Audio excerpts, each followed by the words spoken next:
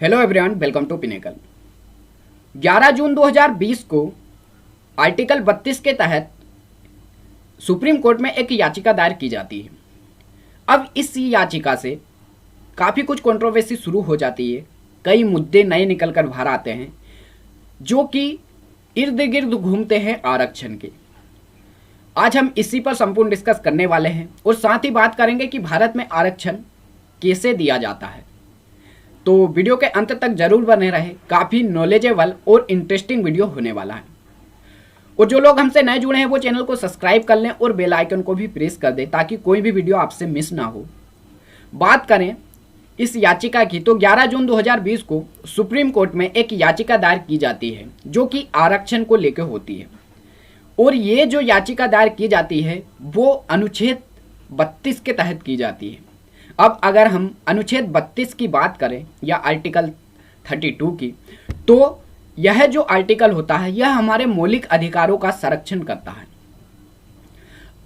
अगर इसे सरल भाषा में समझे तो अगर कोई हमारे मौलिक अधिकारों का हनन करता है या इसका शोषण करता है तो हम अपने मौलिक अधिकारों के लिए सुप्रीम कोर्ट में याचिका दायर कर सकते हैं, क्योंकि मौलिक अधिकारों का जो संरक्षण करता है वो भारत में सुप्रीम कोर्ट होता है। कई बार एग्जाम में यहाँ से क्वेश्चन पूछा भी जा चुका है और आई होप आगे भी यह क्वेश्चन जो भी एग्जाम होने वाला है उसमें पूछा जा सकता है। अब बात करते हैं कि यह मुद्दा कैसे सामने आया। तो दोस्तों, तमिलनाडु में जो एमबीबीएस की काउंसलिंग की सीट का मुद्दा है, जिसमें जो एमबीबीएस होता है उसमें काउंसलिंग होती है और सीट का बंटवारा किया जाता है। मतलब कि इसका जो अलॉटमेंट होता है वो तमिलनाडु में कुछ अलग तरीके से होता है, क्योंकि अगर बाकी स्टेट की बात करें तो सब जगह पर जो हमारा संविधान कहता है कि 50% से ज़्यादा आरक्षण नहीं होना चाहिए, लेकिन तमिलनाडु एकमात्र ऐसा राज्य है जहां पर 69% तक आरक्षण दिया जाता है। तो एक क्वेश्चन यहाँ से यह भी बनता है कि भारत में सबसे ज़्यादा आरक्षण देने वाला राज्य कौन सा है, तो तमिलनाडु है। अब बात करते हैं कि यह विवाद की स्थिति कैसे बनी। तो दोस्तों, अगर पूरे इंडिया में बात करें तो एमबीबीएस जो कि एक डिग्री है चिकित्सकों के लिए, उसमें जो काउंसलिंग होती है, सीट का आवंटन होता है, उसमें 15% सीटें रिजर्व रखी जाती है सेंट्रल के लिए। सेंट्रल गवर्नमेंट इसमें अपने हिसाब से सीट का आवंटन करती है। बाकी जो 85% सीटें होती हैं वो राज्यों के नियमों के अनुसार या उनकी जो काउंसलिंग के नियम है उनके अनुसार भरी जाती है। अब तमिलनाडु सरकार का कहना है कि हमारे यहाँ जो आरक्षण व्यवस्था है वह भी यहाँ पर की जाए। कहाँ पर? ये जो 15% इन्होंने रिजर्व की है। हर स्टेट में आपको 15% ये सीटें हर स्टेट के कॉलेज से सेंट्रल के पास यह मिलेगी।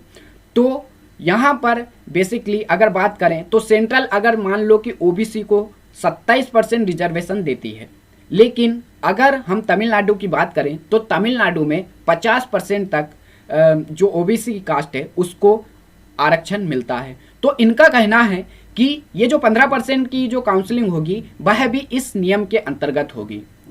तो बात करते हैं फिर यह जो मामला था वो सुप्रीम कोर्ट में जाता है और सुप्रीम कोर्ट से इस पर जो कहा गया कि आपने ये जो आर्टिकल 32 के तहत याचिका दायर की गई तो इसमें यह तो मौलिक अधिकारों के लिए इस आर्टिकल का यूज़ किया जाता है, तो आप हमें बताइए कि आपके मौलिक अधिकार कहाँ हनन हो रहे हैं।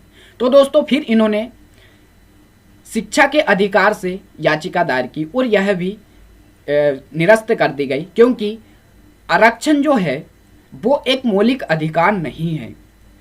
बात करते हैं कि भारत में अगर आरक्षण कैसे दिया जाता है, तो भारत में आरक्षण 16(4) के अंतर्गत दिया जाता है। इससे पहले हम बात करते हैं अनुच्छेद 16 की। तो दोस्तों, अनुच्छेद 16 हमें समानता का अधिकार देता है और हमें सभी अधिकार, सभी लोगों को साथ साथ जीने का अधिकार, पढ़ने का अधिकार और अपना व्यवसाय स्थापित करने का अधिकार, सभी जगहों पर हमें समानता का या बराबरी का अधिकार देता है। लेकिन इसी आर्टिकल के सब आर्टिकल 4 में के अंतर्गत राज्यों को हमारे संविधान द्वारा यह अधिकार दिए गए हैं कि यदि कोई पिछड़ा वर्ग शेड्यूल से कास्ट से हो तो उसे उस राज्य को स्पेशल कानून बनाने का अधिकार यह जो आर्टिकल है यह प्रदान करता है। तो दोस्तों 16 तो हमें समानता का अधिकार देता है, लेकिन अनुच्छेद 16 के सब अनुच्छेद 4 की बात करें तो 16(4) की बात करें तो यह कानून किसी भी राज्य को यह स्वतंत्रता देता है कि वह अपने हिसाब से किसी भी पिछड़ा वर्ग या किसी भी समाज के लिए एक स्पेशल कानून बना दे। तो इसी आर्टिकल के तहत हमारे यहाँ आरक्षण दिया जाता है। साथ ही याचिकाकर्ता ने एक और मांग रखी थी कि आरक्षण को 9वीं सूची में ऐड किया जाना चाहिए। अगर 9वीं सूची की बात करें तो इस अनुसूची में केंद्रीय और राज्य कानूनों की सूची है जिन्हें कोर्ट में चुनौती नहीं दी जा सकती। जी हाँ दोस्तों, अगर आरक्षण इस सूची में डाला जाता है तो इसमें जो कोर्ट का हस्तक्षेप है वो काफ़ी हद तक कम हो जाएगा। तो ये जो फैसला है यह तो सरकार द्वारा या कोर्ट द्वारा लिया जाएगा, लेकिन आपके लिए एक क्वेश्चन छोड़ के जा रहा हूँ, क्या आरक्षण को 9वीं सूची में जोड़ा जाना चाहिए? क्या आरक्षण को 50% से ज़्यादा बढ़ाना चाहिए? आपकी क्या राय है कमेंट बॉक्स में ज़रूर कमेंट करके बताएं। और आशा है अगर आपको यह वीडियो पसंद आई हो तो वीडियो को लाइक ज़रूर करें और चैनल को सब्सक्राइब करें। Thank you for watching. मिलते हैं नेक्स्ट वीडियो में।